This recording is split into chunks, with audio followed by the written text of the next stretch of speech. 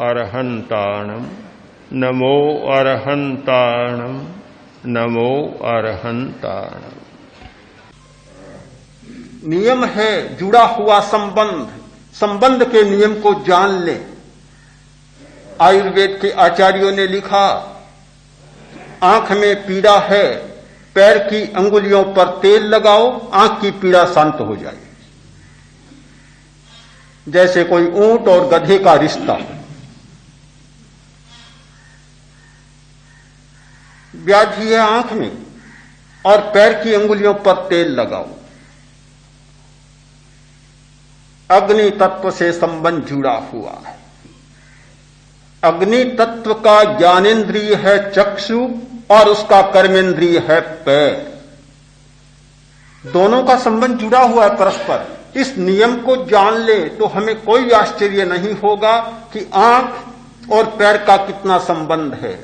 तेज धूप में चलते हैं, पैर गर्म होते हैं, साथ साथ में आंखें गर्मा जाती है, बीमारी आंख में हो जाती है।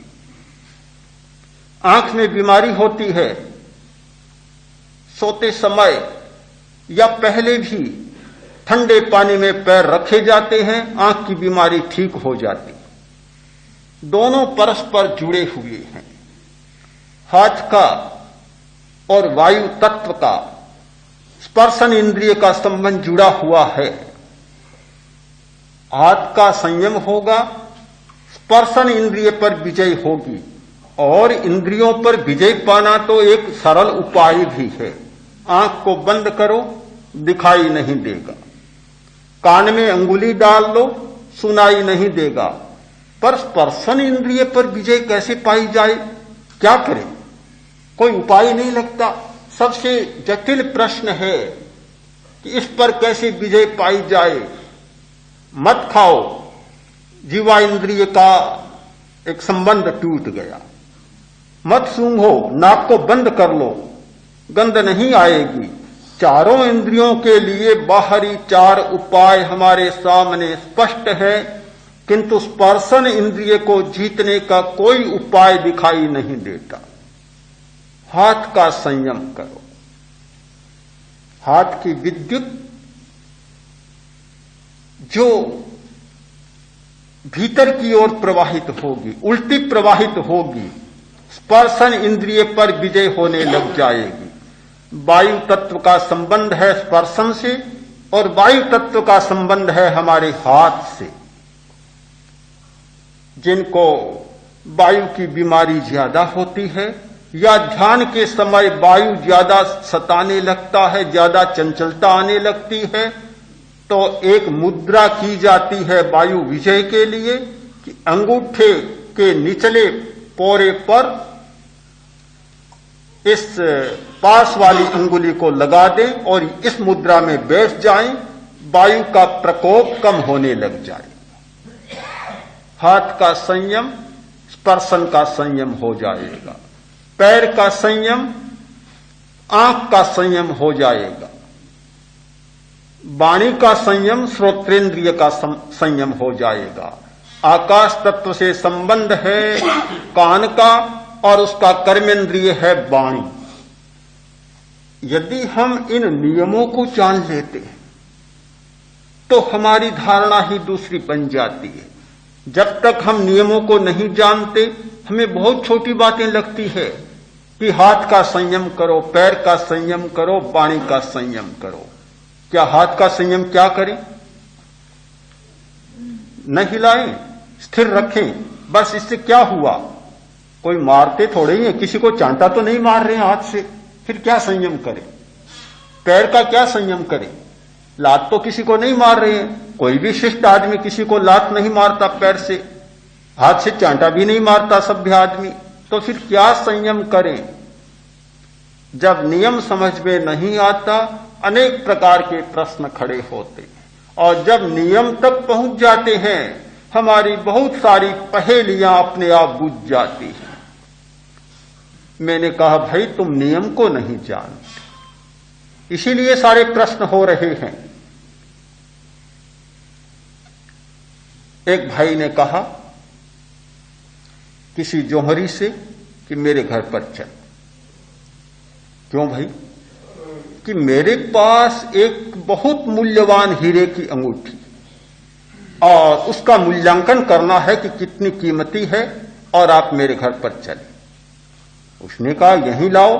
बाहर नहीं ला सकता, इतनी कीमती है कि खतरा ही खतरा, बाहर तो नहीं ला सकता, मेरे घर पर ही चलना होगा आपको।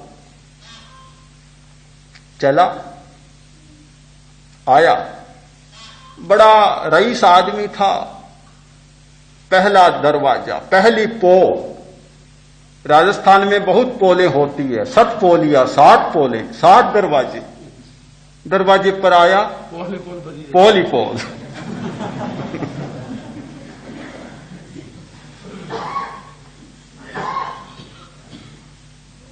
और बोला देखिए ये राजस्थानी शिल्प, ये कारीगरी, कितनी बड़ी कारीगरी, शिल्पकार ने कितना गजब ढाया है।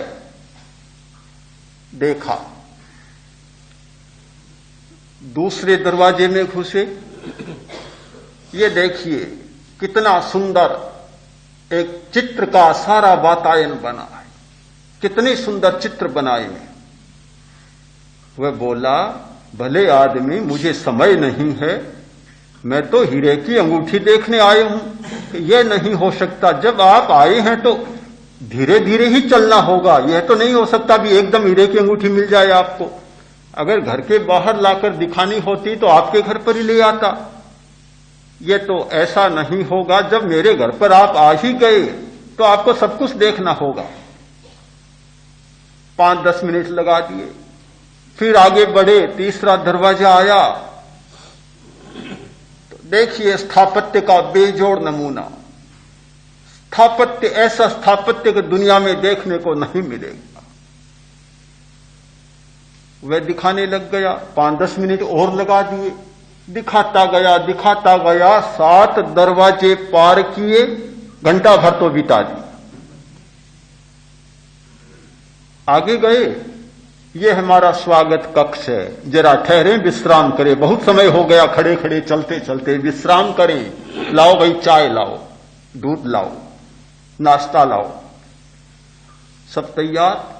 उसने कहा कि मुझे देरी हो रही है, कि यह कैसे हो सकता है कि आप मेरे घर आए और बिना कुछ खाए चले जाएं? यह संभव ही नहीं है, करना होगा। और 10-20 मिनट लगा दी। आगे चले, घर का भीतर का भाग आया, अब सारा दिखाने लगा। आदमी के मन में दिखाने की भी बड़ी उत्सुकता होती है, कुछ नया हो जाए, विशेष बात हो जाए, न दिखाए तब भी पेट अफर जाता है, बड़ी कठिनाई होती है। दिखाने लगा, वह तो बेचारा हैरान था। बोला भले आदमी, मैं तो हीरे की अंगूठी देखने आए हूं, ये क्या बता रहे हो? ऐसे थोड़ा ही होगा, बार बार थोड़ी ही आते हैं, ये तो सारा देखना ही पड़ेगा। दिखाया, फिर ऊपर चढ़ाया, ऊपर छत पर चले। अरे घर में तो ले आओ कि नहीं, यहां बाहर तो नहीं आ सकती। छत पर चढ़ाया, फिर नीचे उतारा। मकान में कोई भौंरा भूगरी, भौरे में उतारा, वहां जाकर बैठे, अलमारी को खोला, एक डब्बी निकाली, डब्बी को खोला, कपड़े ही कपड़े ऊपर लपेटे हुए, उन कपड़ों को खोला, तब जाकर कहीं यह है मेरी हीरे की अंगूठी। देखनी थी हीरे की अंगूठी, और क्या क्या नहीं देखा, कितना बीच में देखा। मैंने भाई से पूछा, क्या वह मूर्ख था जो हीरे की अंगूठी देखने आया और इतनी सारी चीजें देखी? मैं बोला मूर्ख कैसे, यह तो क्रम है। पहले दरवाजे में नहीं आता तो भौरे में कहां कैसे पहुंचता, दूसरे दरवाजे को पार नहीं करता तो भौरे में कैसे पहुंचता, 7 दरवाजे तो उसे पार करने ही थे। छत पर नहीं जाता तो भौरे में कैसे पहुंचता? सीढ़ियां चढ़ी है और फिर सीढ़ियां उतरी, नहीं उतरता तो भौरे में कैसे पहुंचता? अलमारी नहीं खुलती, गोदरेज की बहुत मजबूत, तो कैसे अंगूठी मिलती? दिव्या नहीं खुलती तो हीरे की अंगूठी कैसे मिलती? ये तो समझदारी की बात है, इसमें मूर्खता की बात नहीं है। तो मैंने कहा फिर तुम लोग कैसी मूर्खता की बात करते हो? आत्मा को देखना है, आत्मा का दर्शन करना है, पर क्या श्वास का दर्शन किए बिना, पहले दरवाजे को पार किए बिना भौरे में पहुंच जाओगे?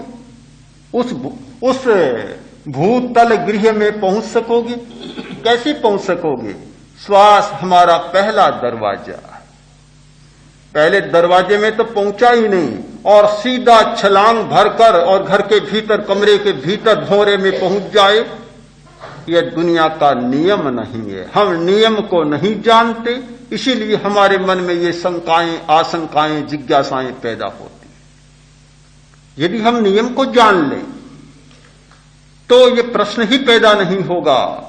7 दरवाजे पार करने, श्वास को देखना है, शरीर को देखना है, शरीर में होने वाले परिवर्तनों को, रसायनों को देखना है, शरीर में होने वाले विद्युत के परिवर्तनों को देखना है, विद्युत के आवेशों को देखना है, विद्युत द्वारा होने वाले मस्तिष्कीय परिवर्तनों को देखना है, प्रत्येक सेल को देखना है, कोशिका को देखना है और कोशिका के द्वारा होने वाली प्रक्रिया को देखना है।